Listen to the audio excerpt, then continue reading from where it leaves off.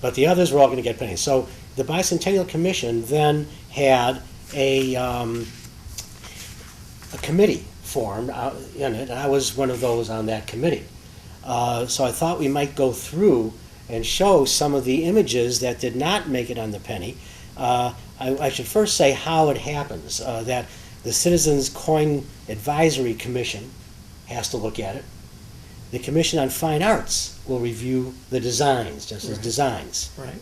One for coins, one for design. Secretary of Treasury has a final say. The Bicentennial Commission was really in advisory mode, although we pushed a lot. We had a lot of meetings and we did a lot of pushing in this. But they wanted to make sure through us that everything was historically correct. So when they showed some artist had the home, we made sure the picket fence was how many of them, how many pickets were there, and how high, and were they all right, and was the aspects of everything correct. So that was our phase. So let me show you some and how it happened, and then maybe you can talk to me about a little bit of this. Sure. Here's what we were given. We went through 4 aspects, as they called it, and we're going to see the third one really here. They showed us coins like this. This is, I'm just showing because of Kentucky, that we all knew it was going to be a cabin. So that's what it became. We didn't know what design, but we picked one, and we had a couple of things we didn't want that the artist changed, and it changed. They gave us, the Mint gave us sheets like this to look at that have all the coins on them at the size they would be, so we would know what they would be if we chose something, because we were going to see them in a much larger form. So here we start out with what we were going to see in the third time we went through this. And this was all Indiana. And then we went into Illinois. These were some of the ones that we were going to produce for Illinois. And I'll show you them in a little bit bigger form. But this is what we were looking at in toto, and whether we liked them or not. So here's one of Lincoln that we liked for Indiana. It says a 2 down here, and that was for the Indiana. Kentucky was 1, 2 Indiana, 3 Illinois, and Washington 4. We liked this very much, and that actually became more or less the coin, except one thing we didn't like are those 2 books down there. We didn't see Lincoln coming out into the field with his axe to do work with more than 1 book. He might, put 1 book in a sack, but he's not going to have a lot of them. So that kind of went by the wayside. Here are a couple of the other designs that were shown to us for Indiana. Reading, of course, reading in that axe. Every one of these had to have a 1 cent on it and E pluribus unum. That was something we had to all make sure we had room for. So here are some that were the initial ones for the Indiana penny. Now you see this is 3, so now we're seeing what Illinois looked like. And the 4 winners are in the book, and you speak about them. Let's talk about them in a moment. Of course, Lincoln-Douglas debates was right up there. And I can't tell you why. We had a lot of discussions as to what we wanted. The debates, legislator, lawyer, on the circuit, as family man at home. Just what do we put on? Here he is in the old state capitol as a legislator. This was put in the satchel because that was used later on, it's said, from the soldiers' home in Washington to write out the Emancipation Proclamation. And he carried his papers in there. Here he is at home. You'll see this, the same artist as the next one with the Capitol and one with the home that artist put in. Then we came to Washington, D.C., and that became a little bit of a contretemps because we thought differently than the Mint did on what we wanted. This is what actually came about it. So here is, I think, the final one. That was number 1, Kentucky. Oh, I'm just showing you some Kentucky ones, I think, in here. That was it. Let me show you very quickly what some of the ones for Washington were. So you see what we went through a bit. This is what finally came of it. And that's what the commemorative coin was.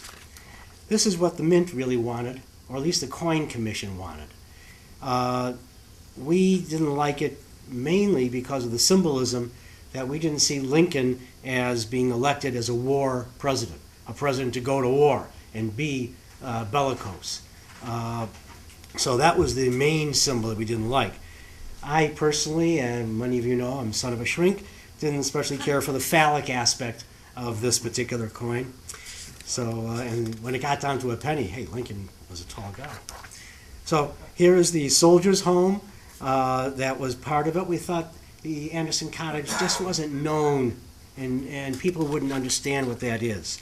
This was not a bad one of the president looking at a war map, and we liked this too, but we got into the building of the nation that we saw with the Capitol building being built during his 4 years. At least the dome was finally completed. So here we had a number of them that came out for us to consider on the dome. And here he is again as the war president. So that's what we were looking at as the commission and as the Mint to get those pennies put together. So let me ask you, you say in the book that there were carloads of these coins. Now, we thought that, we were told that they were really made for commemorative purposes. They weren't really to go out there and be awash in the populace, because in 2010, the next year, they were going to change it all over again. They were going to keep the front, but they were going to change the back of it. So they weren't going to put a lot of money into that. They thought they could make money by selling them, but that didn't seem to really happen. People didn't really know about them. What happened, and who's to blame? I have strong views on this subject because I lived through that, and I wrote editorials about it, and you go back and read them. I think that the United States Treasury completely blew the Lincoln Bicentennial numismatically. They had a real opportunity. Let me drop back to 1909 and what happened there. So they build up this expectation of seeing this first coin with a person on it. It was going to be Abraham Lincoln in 1909, and the Mint began minting them after going through some difficulties with Victor David Brenner. He first wanted his entire name, Brenner, put on the bottom of the reverse, and the Treasury Department didn't want to do that, so they compromised on putting his initials VDB on the bottom of the reverse. And then when the coin was struck and came out, it got such adverse reaction in a number of places that they quit minting the penny altogether and did a new reverse without his name on it, and then issued that coin for general circulation thereafter. But the expectation was building up and building up and building up, and the delays were such that they went through these design changes, and they wanted to get a number of coins on hand so they could release them simultaneously everywhere. That month after month after month, people would read in their local newspapers, this Lincoln cent is coming, but just not yet. Stay tuned. The Lincoln cent is coming. It's really coming, but just not yet. So it finally got to August, and on August the 8th or thereabouts, the date is in my book. You can look it up. It'll be correct in there. If it's not correct, hear from me verbally. On August 8th, they opened up the U.S. Treasury cash room in Washington, D.C., so people could come in, they could bring in $1, and they could get 100 pennies. And they did that in the assistant treasurer's location in New York City and in various other places too. They did it in Philadelphia at the Mint, and people could walk in and fork over some money and get some cents. Well, they weren't prepared for what happened. Lines and lines of people. There's pictures in contemporary press reports showing lines stretching around the block of people waiting to buy this coin. The excitement over it was so great that people were willing to stand in August in Washington, D.C., or August in New York City, or August just in Chicago, or just about anywhere, is a pretty rough time to be standing out in the sun for a long period of time in a line, but people did. And furthermore, people who were not willing to do that paid shoeshine boys and kids on the street and whatever to stand in line for them to buy quantities of pennies. And the 25 million pennies went out just like that. And suddenly there were no more new pennies to get because they hadn't sufficiently minted enough quantity of the newly redesigned cent. So anyway, that was one way that you can introduce a coin and everybody gets excited about it, and eventually it gets circulated in the hundreds of millions and everybody gets to see it. Well, swing forward to 2009 and what they were doing here. They decided they wanted to have a commemorative set of coinage, and they determined that it ultimately was going to be 4 coins, and it was going to be various aspects. That's what they call them, aspect 1, aspect 2, aspect 3, and aspect 4 as you were going through there. And they planned launch ceremonies in appropriate locations. It was in Kentucky, it was at the Lincoln birthplace there. In Chicago, it was at, I believe, at the Abraham Lincoln Museum. In Indiana, it was at the Boyhood Home. And in Washington, D.C., by then the thing had been so botched that they had 4 or 5 locations and nobody showed up, pretty much, for the 4th launch of the cent. But what they did was they called them buy ceremonies, where people could come in, and I believe it was $10 or $20 worth of coins that they could buy on the first day of release. And they shipped the coins there, and they did have some crowds. They had crowds in the hundreds and in the thousands of people interested in being part of history and seeing the new coin and buying the first examples of it. But then all the other coins that they minted, hundreds of millions of coins, they stuck them in bags, they stuck them in the Treasury vault, and they sat on them. If they really had the idea that they were going to sell these to collectors, they were very ill-advised. How do you sell hundreds of millions of anything at a premium? So they may have had that idea. I believe our federal government has lots of screwy ideas. And the U.S. Treasury is used to ripping off coin collectors.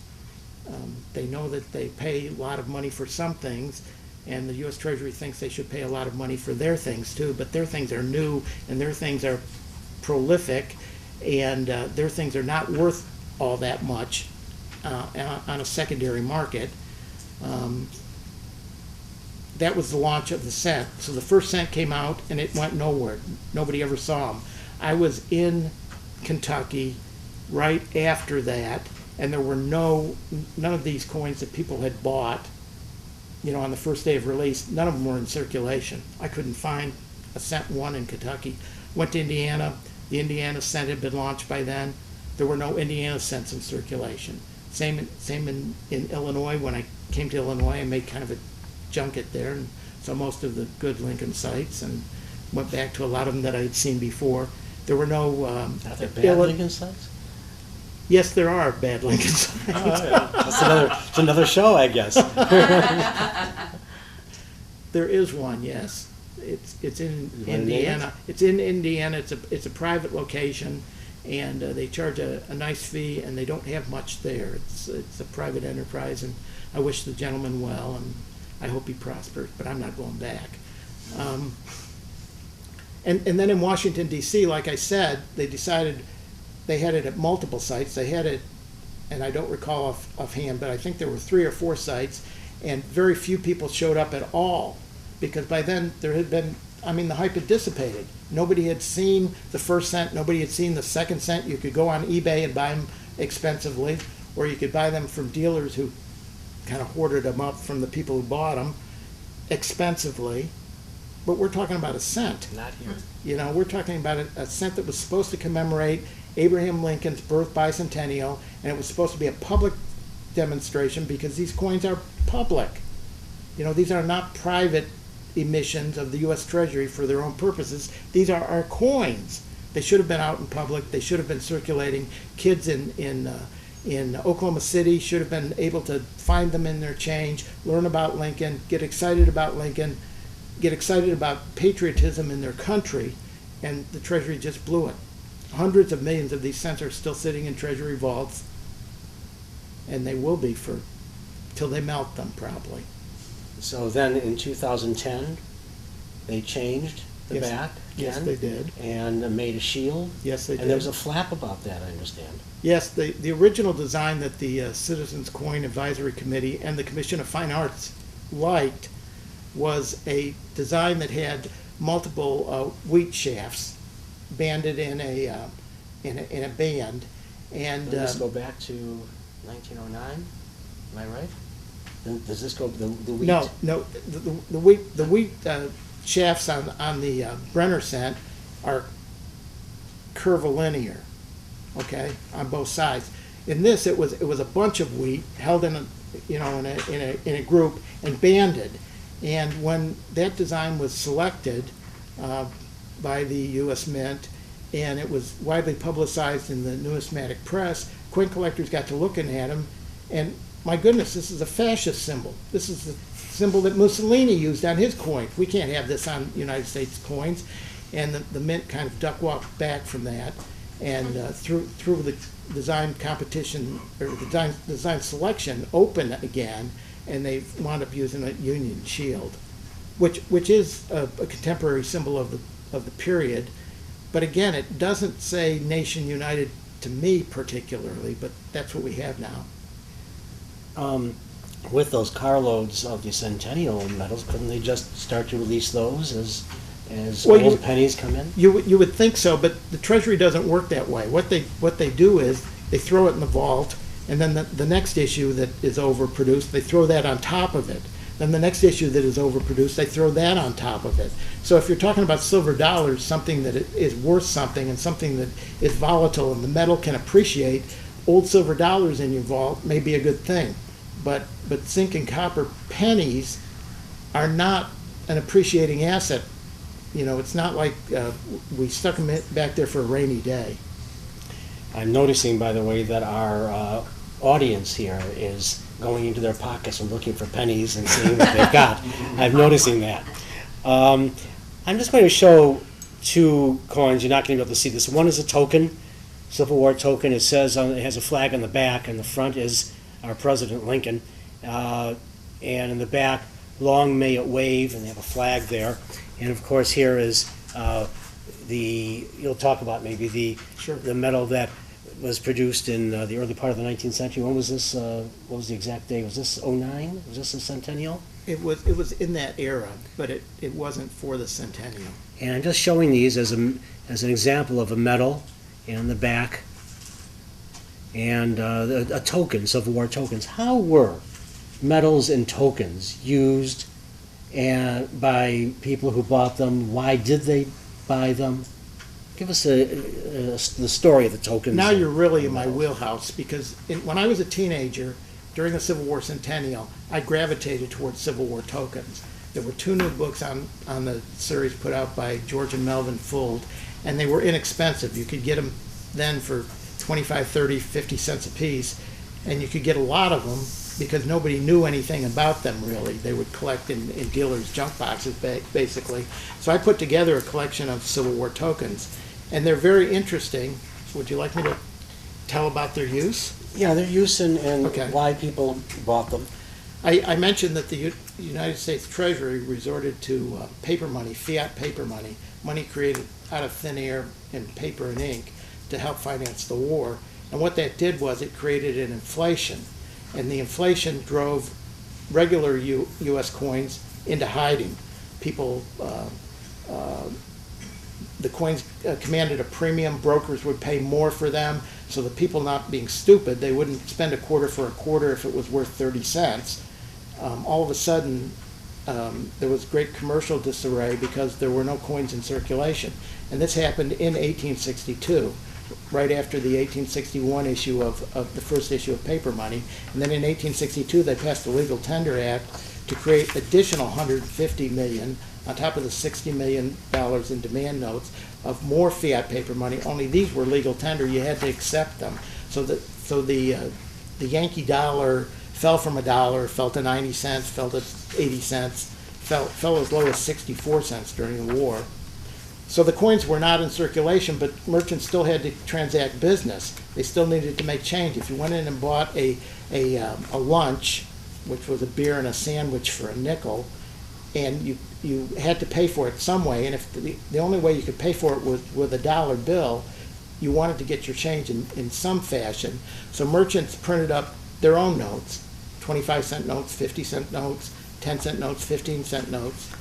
And then the United States government started printing fractional notes too, but the United States government fractional notes didn't come out in quantity until 1863. So the whole year of 1862 was a year of real financial disarray. There were lots of these merchant notes in circulation.